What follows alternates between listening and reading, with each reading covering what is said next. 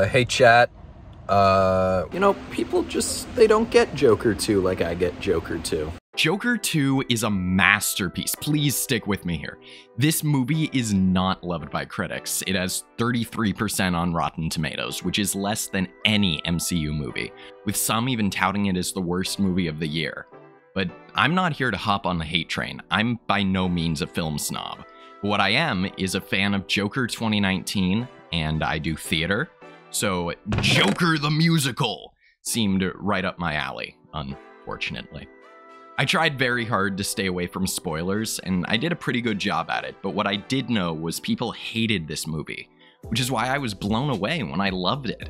I would even argue I liked it more than the original. Is Joker 2 an incredible movie?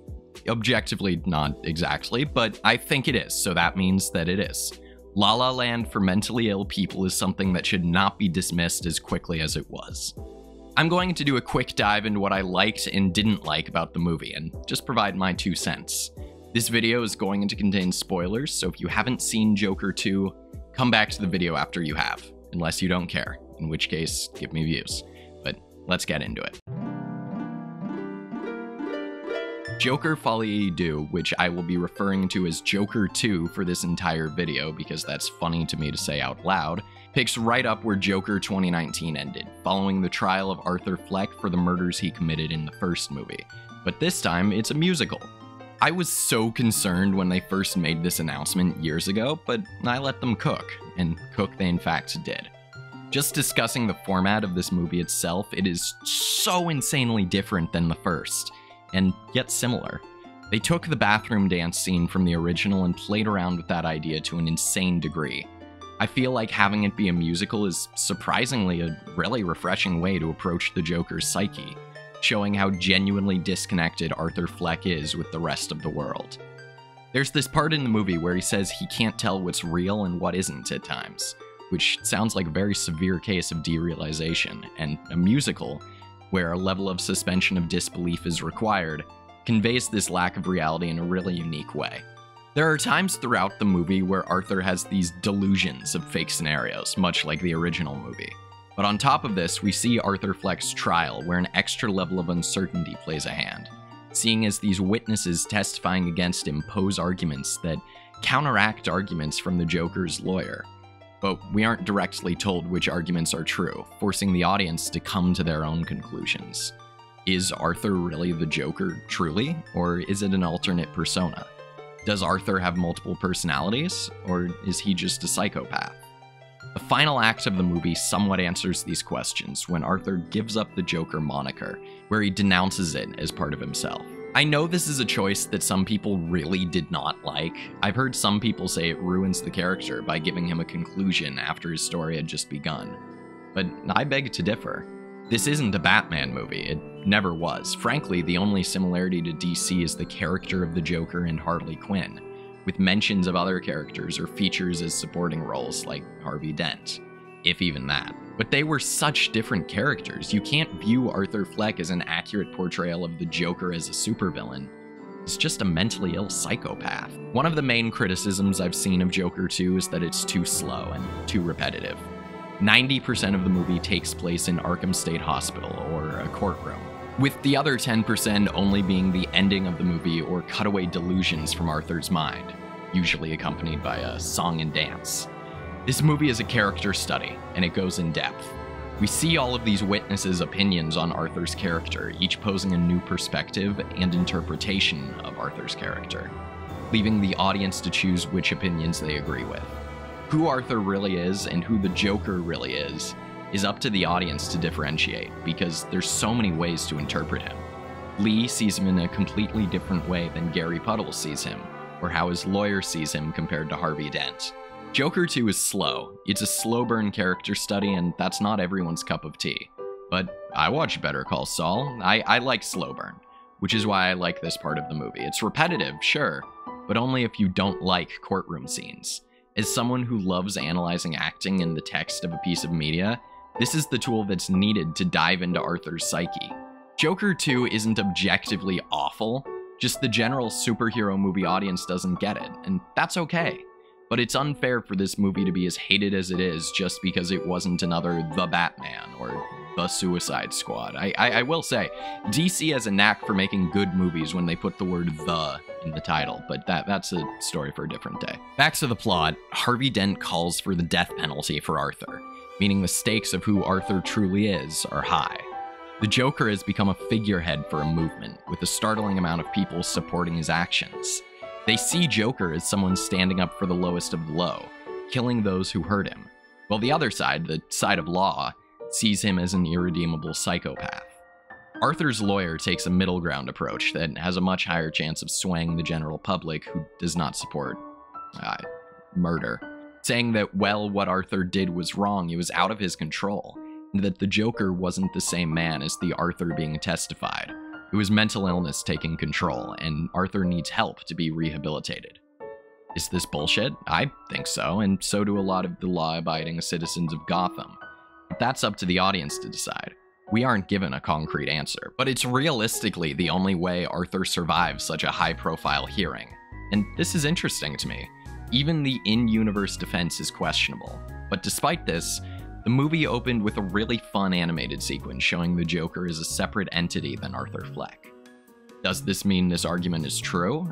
Not exactly, but it means that each argument has merit to it. I've avoided one of the largest elements of the plot so far because I know it'll take a lot of focus. I want to talk about Harley Quinn's character, who I'll be referring to as Lee for the sake of this video, because that's basically the only consistent name she used for the duration of this movie.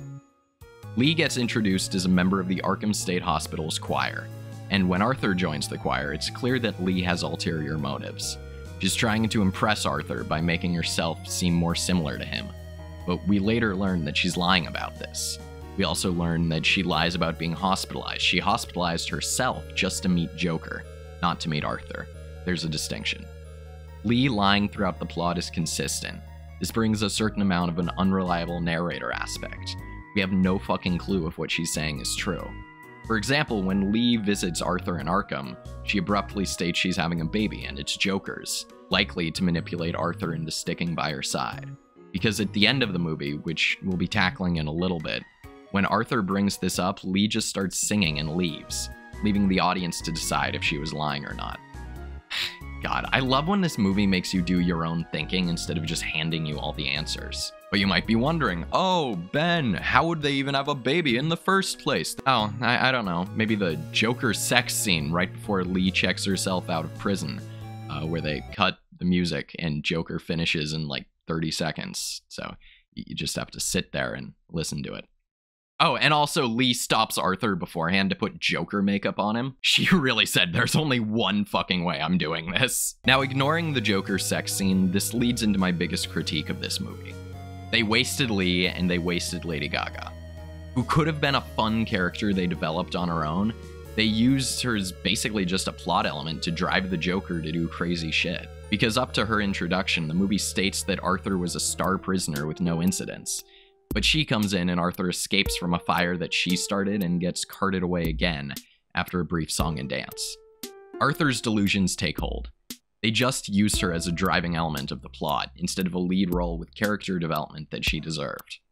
But I will say, it was very interesting how they showed that she doesn't care about Arthur, she cares about Joker, and once Arthur wasn't Joker, she left. Seeing as the movie mostly takes place in the courtroom and the prison, let's talk about Arkham. This isn't the Arkham Asylum from typical Batman lore. This is a prison. An extreme prison, but it's far more realistic than Arkham is usually portrayed. There's a culture in there, and Joker gets a large amount of respect, with his trial even starting a prison riot. We see that the guards don't see Arthur as an actual threat until they see how much of a fan base he has, both at his trial and the aftermath of which. They throw him around and treat him like shit for the beginning of the movie, but once he starts condemning the guards on TV during his trial, they take matters into their own hands and go far more severe. This is an intricacy in the writing that I haven't really seen talked about, so I'd like to talk about it briefly. In the courtroom, Arthur's lawyer towards the beginning of the movie cites the physical and sexual abuse that Arthur suffered in his upbringing, which is a really dark revelation. But the guards of Arkham absolutely heard this, seeing as they watched his trial from work, which makes it so much darker when Arthur gets back from his first hearing where he's representing himself in Joker makeup. And the guards, right as they gain access to Arthur, begin physically abusing him and throwing him around far more than previously shown.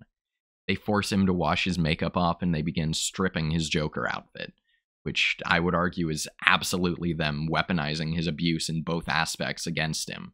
This is an intricacy and unspoken element that I feel is given attention by the script, but not as much by the general audience. Now, the ending of the film is something that is widely controversial, so I'd like to give my take on it.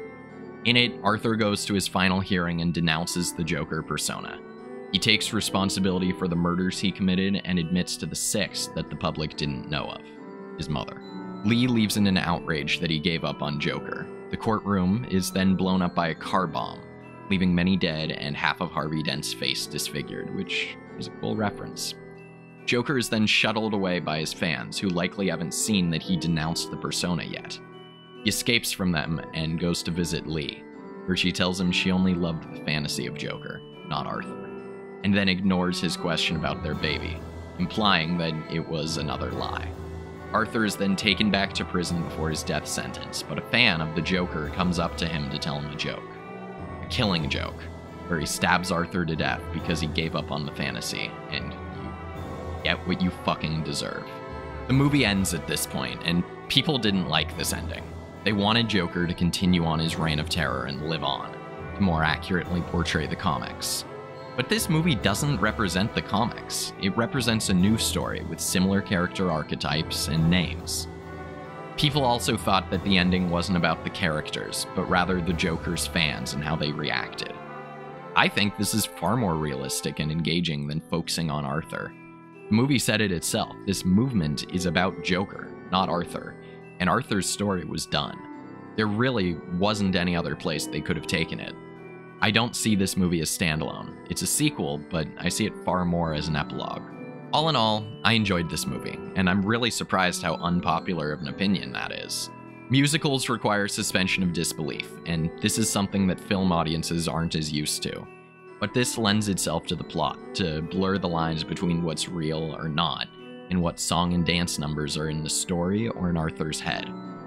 I really liked Joker 2. I thought the cinematography was beautiful, the story was engaging, although it could have been told in a much shorter time, leading to some pacing issues. The music was really fun and added to the movie, I think, and there are a lot of intricacies in the writing that I feel a lot of superhero movie fans just didn't get. But hey, we've already been over it. Thanks for watching.